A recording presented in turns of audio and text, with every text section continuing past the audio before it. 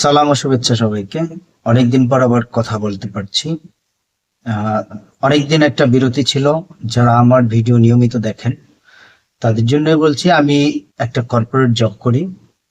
সেই কর্পোরেট জবের একটা বদলি জনিত দীর্ঘ একটা গ্যাপের কারণেই অনেকদিন যাবত ভিডিও দিতে পারিনি। সেজন্য আন্তরিকভাবে দুঃখিত।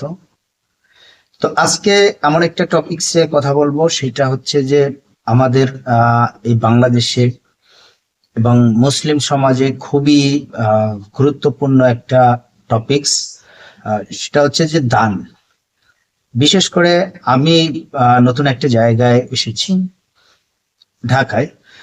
তো একটা মসজিদে আসার পরে গত 2 মাস যাবত নিয়ম করে নামাজে যাচ্ছি। সেটা হচ্ছে যে জুমার নামাজটা, অন্যান্য নামাজ বিভিন্ন জায়গায় হয়ে থাকে।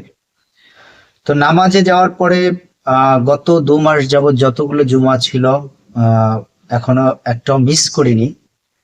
প্রত্যেকটা জুমার টপিকসে মূলত হচ্ছে যে একটাই, মানে শুরু থেকে শেষ পর্যন্ত একটাই আলোচনা ইমাম সাহেব খুব অ্যাঙ্গেলি করছেন।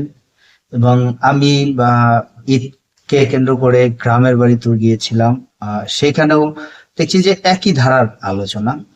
তো আমি এখন যেখানে আছি সেইখানে এই দান নিয়ে বিশেষ করে দান করা বলতে এমন একটা পর্যায়ে নিয়ে গিয়েছে, আহ, যে দান করা বলতে শুধুমাত্র মসজিদ, মাদ্রাসা, ইয়াতিমখানা, এই জায়গাগুলোকে এত পরিমাণ বিজ্ঞাপনের করা হচ্ছে যে বিজ্ঞাপনের প্রেক্ষিতে মানুষ এখন মনে করে যে মসজিদ, মাদ্রাসা, ইয়াতিমখানায় দান হচ্ছে যে সবচেয়ে গুরুত্বপূর্ণ এবং সওয়াবের কাজ। আল্লাহ কি দান করতে বলেছেন, কোথায় করতে বলেছেন, সেটা আমরা যথাযথভাবে যতটুকু বোঝার ক্ষুদ্র জ্ঞান দিয়ে কোরআনে কোথায় বলা আছে সেই জিনিসটা আজকে আমরা দেখব। আর মসজিদ, মাদ্রাসা, এতিমখানার কথা কোথায় আল্লাহ কোন অবস্থায় বলেছেন বা আমরা কোথায় পেয়েছি সেটাও আমরা দেখব। আল্লাহ তাআলা অসংখ্য জায়গায় কোরআনের দানের কথা বলেছেন, কোথায় দান করতে হবে সেটাও বলে দিয়েছেন। যেহেতু আল্লাহ দানের কথা বলেছেন, কোথায় দান করতে হবে সেটাও স্পষ্টভাবে বলেছেন, যাতে মানুষ বিভ্রান্তিতে না পারে, বিভ্রান্ত তৈরি না হয়। যেমন সূরা আনফালের 60 নম্বর আয়াতে আল্লাহ বলেন, তোমরা যারা আল্লাহর রাস্তায় দান করবে তার প্রতিদান তোমাদেরকে পুরোপুরি দেওয়া হবে, আর তোমাদের প্রতি কোনো প্রকার জুলুম করা হবে না। আল্লাহর রাস্তায়, আল্লাহর পথে দান করার কথা আল্লাহ বলেছেন এবং তার প্রতিদান পুরোপুরি দেওয়া হবে, কোনো প্রকার জুলুম করবেন না। অর্থাৎ আল্লাহ যে পথে দান করলে তার প্রতিদান আল্লাহ তাআলা দেবেন। আল্লাহর পথ কি? আল্লাহর পথ, এখন আমি দান করে মসজিদ বানালাম, নামাজ পড়লাম, তাতে আল্লাহর কি লাভ হলো? আল্লাহর কি এই দানের প্রয়োজন আছে?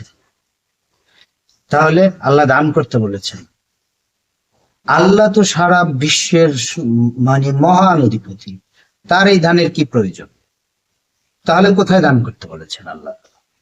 আল্লাহ তাআলা দান, জাকাত, সাদগা এসব নিয়ে আরো অসংখ্য আয়াত কোরআনে উল্লেখ করেছেন। সূরা বাকারার 261 নম্বর আয়াতে আল্লাহ তাআলা বলেন, যারা আল্লাহর রাস্তায় নিজের ধন সম্পদ ব্যয় করে তাদের উদাহরণ হিসাবে একটি বীজের মতো, যা থেকে 7টি বীজ জন্মায়, প্রত্যেকটি শীষে 100 করে দানা থাকে। যারা আল্লাহর পথে দান করে তাদের সেই দানটা একটা বীজের মতো, যা থেকে আরো বেশি ফজিলত আল্লাহ দেন, এবং সংখ্যা উল্লেখ করেছেন যে 100 করে দানা থাকে, তার থেকে আবার দানা হবে এরকম। তো এটা দানের কথা বলেছেন যে দান করতে হবে। এছাড়া জাকাত দেওয়ার কথা বলেছেন, সাদকা দেওয়ার কথা বলেছেন। জাকাত সাদকাকে আমরা গুলিয়ে ফেলি, সেটা ভিন্ন টপিকস এবং সে নিয়ে আমার আগেও ভিডিও তৈরি করা আছে। যেমন সূরা বাকারার 271 নম্বর আয়াতে আল্লাহ তাআলা দান সম্পর্কে স্পষ্ট করে বলেছেন এবং কোথায় দান করতে হবে সেটাও বলেছেন। আল্লাহ বলেন, যদি তোমরা প্রকাশ্যে দান করো তবে তা উত্তম, আর যদি তোমরা তা গোপনে করো, তা অভাবগ্রস্তকে দান করো, তবে তা তোমাদের জন্য আরো উত্তম। অধিকন্তু তিনি তোমাদের কিছু গুনাহ মোচন করে দেবেন। বস্তুত যা কিছু তোমরা করছো আল্লাহ তার খবর রাখেন। প্রকাশ্যে দান করলে উত্তম, গোপনে এবং তা অভাবগ্রস্তকে দান করলে তা আরো বেশি উত্তম। তার এই জিনিসটি আল্লাহ কিছু গুনাহ মাফ করে দেবেন। স্পষ্টভাবে বলে দিয়েছেন যে দান, পূর্বের আয়াতে বলেছিলাম যে দান করলে একটা শীষের মতো, সেটা হচ্ছে যে অনেক ফল দেবে, সেটা বৃদ্ধি পাবে। এখানে আল্লাহ তাআলা বলে দিয়েছেন যে অভাবগ্রস্তকে দান করলে কিছু গুনাহ পর্যন্ত মাফ হবে। একই সূরার 273 নম্বর আয়াতে আল্লাহ তাআলা বলেন যে ওটা সেই অভাবগ্রস্তদের প্রাপ্য যারা আল্লাহর পথে আবদ্ধ আছে, দেশময় ঘুরে বেড়াতে পারে না। ভিক্ষাবৃত্তি অবলম্বী না হওয়ার কারণে অজ্ঞ লোকেরা তাদেরকে অভাব মুক্ত মনে করে। তাদের চেহারা দেখে তুমি তাদের চিনতে পারবে। তারা লোকদের কাছে নাছোড় হয়ে ভিক্ষা করে না। তোমাদের মাল হতে যা কিছু ব্যয় করবে, নিশ্চয়ই আল্লাহ সে সম্পর্কে সুপরিজ্ঞাত। এখানে এক শ্রেণীর অভাবীদেরকে দান করতে আল্লাহ তাআলা বলেছেন যে যারা ভিক্ষাবৃত্তিও করতে পারে না। মানে আমাদের প্রচলিত সমাজে যেরকম মধ্যবিত্ত বা এই নিম্ন মধ্যবিত্ত এই লেভেলের মানুষগুলো যারা হচ্ছে যে সামাজিক কারণে যে কোনো কারণে ভিক্ষাবৃত্তিও করতে পারে না, মানুষের কাছে চাইতে পারে না, সেই ধরনের অভাবগ্রস্তকে দান করতে বলেছেন। আল্লাহ কোথায় দান করতে বলেছেন সেটা স্পষ্ট ভাবে বলে দিয়েছেন। এখন কোন মসজিদ, কোন মাদ্রাসা, কোন এতিমখানায় দান করতে হবে সেটা দেখলাম। এর বাইরে যে সুনির্দিষ্ট করে যে মসজিদে দান করতে হবে, মাদ্রাসায় দান করতে হবে, ইয়াতিমখানায় দান করতে হবে, এবং তার সাথে যে অনেক অনেক গল্প কাহিনী রচিত হয়, তারও অবশ্য একটা ভিত্তি আছে, যে সেগুলো কিছু হাদিস থেকে হচ্ছে যে সংগ্রহিত হয়। সে হাদিসগুলো নিয়ে অনেক প্রশ্ন আছে, কারণ ইমাম বুখারী, মুসলিম, নানান জনের যে হাদিস সে নিয়ে অনেক বিতর্ক আছে। তারপরেও কয়েকটা হাদিস আমরা দেখব, বিশেষ করে কোরআনের একটা আয়াতকে ব্যাখ্যা করে যারা এই মসজিদ, মাদ্রাসা, ইয়াতিমখানা কেন্দ্রিক যে দানের ব্যাপারটাকে উৎসাহিত করছেন, সেটা ভালো, সামাজিক প্রতিষ্ঠান হিসেবে গড়ে উঠছে। কিন্তু অধিকতর এটা দিয়ে মুনাফা, এটা দিয়ে স্বার্থ সিদ্ধি, এই যে একটা শ্রেণী মানুষ আছে যারা নিজেদেরও আখের গুছান এই কেন্দ্রিক, তারা সেই কোন আয়াতটাকে কেন্দ্র করে সেই কাজটা করেন, সেইটা আমরা দেখি কোরআনে সুস্পষ্ট ভাবে বলে দিয়েছেন আল্লাহ তাআলা। সূরা তাওবার 18 নম্বর আয়াতে আল্লাহ তাআলা স্পষ্ট ভাবে বলেন যে আল্লাহর মসজিদ তো আবাদ করে তারাই যারা আল্লাহ ও পরকালে ঈমান এনেছে এবং সালাত কায়েম করে, যাকাত দেয়, আল্লাহ ছাড়া কাউকে ভয় করে না। এরূপ লোকদের সম্পর্কেই আশা করা যায় যে তারা সঠিক পথ অবলম্বনকারীদের অন্তর্ভুক্ত হবে। তারা মসজিদ আবাদ করে যারা আল্লাহ এবং পরকালে ভয় করে, সালাত কায়েম করে, যাকাত দেয়, আল্লাহ ছাড়া কাউকে ভয় করে না। মসজিদ আবাদ করাটা কি? মসজিদ আবাদ কি আমাদের মতো ধান চাষ ইত্যাদি ইত্যাদি বিভিন্ন রকমের আবাদের মতো? এই আবাদ কিন্তু সেই রোপণ করে ধান আবাদ করার মতো আক্ষরিক অর্থে তা না। আবাদটা মূলত হচ্ছে যে এখানে মসজিদে সমাগম করা, তারাই করবে। মসজিদে জামায়াতের ব্যবস্থা করবে তারাই যারা আল্লাহ এবং পরকালে ঈমান আনে। আল্লাহ এবং পরকালে ঈমান আনার পরে তারা এই কাজটা করবে, সালাত কায়েম করবে। সালাত কায়েম করবে কোরআনের অন্যান্য যে নিরবিচ্ছিন্ন অনুসরণ, অন্যান্য সমস্ত আয়াতের, সেটা প্রতিষ্ঠা করবে। সেটা প্রতিষ্ঠা করার পরে গিয়ে হচ্ছে যে তারা মসজিদের আবাদের কথা বলা হয়েছে, যে তারা মসজিদের আবাদ করবে, যেগুলো পরের আয়াতেও আছে। তো এখানে দানের কথাটা কিভাবে আসছে? যে মসজিদ আবাদ করার জন্য অধিক পরিমাণ দান করতে হবে, অধিক পরিমাণ দান করলে এত গুণ সওয়াব, 70 গুণ সওয়াব, সেইটার সাথে কিন্তু এটার কোনো রিলেট নাই। যে তাহলে দান ছাড়া মসজিদ কিভাবে হবে? সূরা তাওবার 18 নম্বর আয়াত দেখলে এটা দানের সাথে সম্পর্কিত না। এখানে যে যারা ওই সকল ব্যক্তির গুণাবলী সম্পন্ন লোকেরাই হচ্ছে যে মসজিদে আবাদ করার যোগ্যতা রাখে, যেগুলো আল্লাহ সুস্পষ্টভাবে বলেছেন। এর বাইরে হচ্ছে যে মসজিদ কেন্দ্রিক একত্রিত হওয়ার জন্য আহ, যখন ওহী নাজিল হতো তখন সবাইকে একত্রিত হতো বিভিন্ন সময়, এবং তখন তো টেলিফোনের যুগ ছিল না, সবাই জমায়েত হতো। তারই প্রেক্ষিতে মসজিদের যে আহ, ইতিহাস বা ব্যাখ্যা এখন পর্যন্ত রয়েছে, যে নির্দিষ্ট একটা সময় এসে সে ওইগুলো শুনবে। ওই তো আল্লাহর কোরআন ছিল, কোরআন তিলাওয়াত হতো, কোরআন পাঠ হতো, যে ওইগুলো আসতো। তারই প্রেক্ষিতে মসজিদ আহ হয়। আস্তে আস্তে ধীরে ধীরে ধীরে সেটাকে আরো মডার্ন, সেটাকে আরো হচ্ছে যে আধুনিকায়ন এবং আনুষ্ঠানিকভাবে আমাদের নবী করিম সাল্লাল্লাহু আলাইহি সাল্লামই মসজিদ তৈরি করেন। তো মসজিদ কালক্রমে সমস্ত নবীরাই তৈরি করেছেন।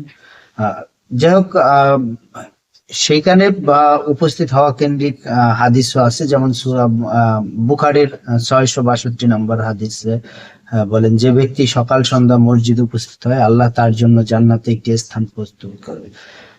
মসজিদে যে সকাল সন্ধ্যা প্রস্তুত হতো, সেই ওহী বা নাজিল হওয়ারকে কেন্দ্র করে যে নির্দিষ্ট টাইমে যে রাসূল করিম সাল্লাল্লাহু আলাইহি সাল্লামের কাছে হয়তো কোনো ওহী আসছে, সেটা আমি শুনবো, সেটা শোনার জন্য নির্দিষ্ট টাইমে যেত। তার জন্য আল্লাহ তাআলা হচ্ছে যে জান্নাতে একটা স্থান তৈরি করবেন। আবার অনেক হাদিসে আসছে যে হুবহু হচ্ছে যে ঘর তৈরি করবে। সেই হাদিস নিয়ে অনেক প্রশ্ন আছে, ইতিমধ্যে আমি নিজেই সেই প্রশ্ন তুলেছি। তো এর সাথে দানের সম্পর্ক নেই। আহ, দানের সম্পর্কটা ইতিমধ্যে আমি আলোচনা করেছি, যে কোথায় দান করতে হবে। আল্লাহ বলেছেন যে অভাবগ্রস্তদের, মুসাফিরদের, আহ তারপরে ঋণগ্রস্তদের, সেই সমস্ত স্পষ্ট ভাবে আল্লাহ তাআলা বলেছেন আহ আয়াতে, যে কোথায় কোথায় দান করতে হবে। কিন্তু সেই আয়াতগুলোর সাথে রিলেট করলে কোথাও যে মসজিদ, মাদ্রাসা, ইতিমখানায় দান করতে হবে, তার সাথে সম্পর্ক দূর দূরান্ত পর্যন্ত। অনেকেই আমার এই ভিডিও নিয়ে প্রশ্ন তুলতে পারেন, অনেক হাদিসের রেফারেন্স দিতে পারেন। তো আমি সেই সম্পর্কে স্পষ্ট করি যে হাদিস বিভিন্ন পর্যায়ে, বিভিন্ন প্রকাশনী, বিভিন্ন ব্যক্তির মাধ্যম থেকে এসেছে, সেটা আমরা সবাই জানি। কিন্তু কোরআনে মসজিদ, মাদ্রাসা, এতিমখানা দান সম্পর্কিত এভাবে কোনো সুস্পষ্ট আয়াত নেই। অথচ আমাদের অনেক যারা মসজিদ কেন্দ্রিক, যাদের রুটি রুজির ব্যবস্থা করেন, ইমাম মুয়াজ্জিন ছাড়াও কমিটি, নানান রকমের মানে বিভিন্ন রকমের কমিটি মিলিয়ে, তো তাদের হয়তো স্বার্থের কোনো বিষয়ের সাথে সম্পর্কিত থাকতে পারে। কিন্তু কোরআনে কি বলা আছে, কোথায় দান করতে বলা হয়েছে, সেইটা আমি শুধু তুলে ধরার চেষ্টা করেছি।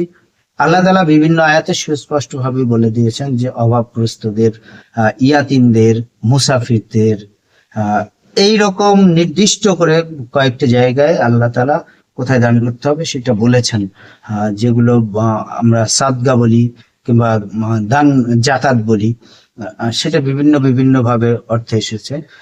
কিন্তু আমাদের এই মুহূর্তে সবচেয়ে বেশি দানের আকৃষ্ট করার যে জায়গা, সেই জায়গা সম্পর্কে কোনো স্পষ্ট মেসেজ নেই। তো সামাজিক ভাবে আরেকজন মানুষের যে উপকার হবে, সেই উপকারটাকে সরাসরি উপকার করাটাকেই হচ্ছে যে আল্লাহ প্রিফার করেছেন, যে অভাবগ্রস্তকে, সেই অভাবগ্রস্তকে দান করলে সেটা শস্য বীজের মতো হবে। আবার এমন আরেক শ্রেণীর অভাবীকে, যারা কথা বলতে পারে না, চাইতে পারে না, মানে এরকম একটা পরিস্থিতি থাকে, সেই অভাবীদের দান করলে হচ্ছে যে আল্লাহ তার সেই দানের পরিপ্রেক্ষিতে গুনাহ পর্যন্ত মাফ করে দেবেন, এরকম প্রতিশ্রুতি আল্লাহ তাআলা দিয়েছেন। তো আমরা কোন পদ্ধতিতে হাঁটবো, কোন পথে হাঁটবো, সেটা আমাদের নিজেদের একান্তই সিদ্ধান্ত। তো আল্লাহর নির্দেশিত যে পথ আছে, সেই পথে হাঁটবো, নাকি কোনো মানুষের রচিত কোনো পথ, সেই পথে হাঁটবো, সেটা আমরা এক একজন নিজেদের সিদ্ধান্ত নিজেরাই নেব। ধন্যবাদ সবাই। আল্লাহ তাআলা আমাদের সবাইকে হেফাজত করুন। ভালো থাকুন। সালামুন আলাইকুম।